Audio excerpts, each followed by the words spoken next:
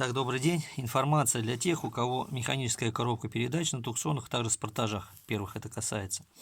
Значит, такая проблема. При отпускании педали сцепления может слышаться характерный скрип. Вот. Одна из причин этого скрипа, и в принципе основная, это скрип, вилки сцепления. Значит, как это дело устранить? Значит, для начала нам нужно открутить вот этот вот рычаг от вилки сцепления. Откручивается на 14, обычная гаечка там с гробером и с шайбочкой. Вот. Под ней стоит вот такая вот втулочка. Значит, такая втулка, вот я ее покажу поближе. Вот. Она стоит как сверху, так и снизу вилки.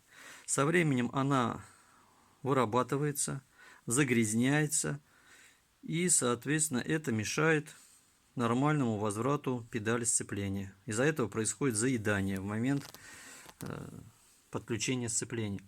Вот, поэтому что делаем? Во-первых, лучше ее поменять. Верхнюю можно поменять, нижнюю мы поменять не можем. Так как мы ее поменять не можем, значит, мы что делаем? Мы берем вот такую вот проникающую какую-нибудь смазочку, не имеет значения какую, и открутив и отсоединив рычаг вот сюда, вот в это место, мы льем, заливаем проникающую смазку. Не сильно много, не сильно мало, предполагает так, чтобы она дошла и до низу. Таким образом, частично вот та грязь, которая там есть, она размягчится, и на какое-то время этот скрежет пройдет. Примерно, где-то месяца на 2-3 хватает. Потом эту процедуру нужно проводить.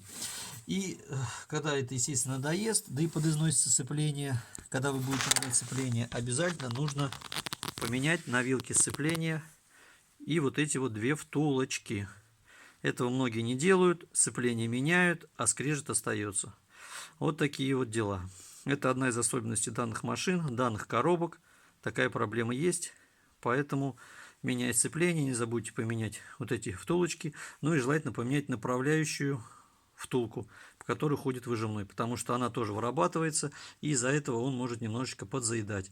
Потому что выжимной у нас здесь обычный, не гидравлический, как на некоторых машинах. Просто нажимается вилкой. Вот такие вот дела.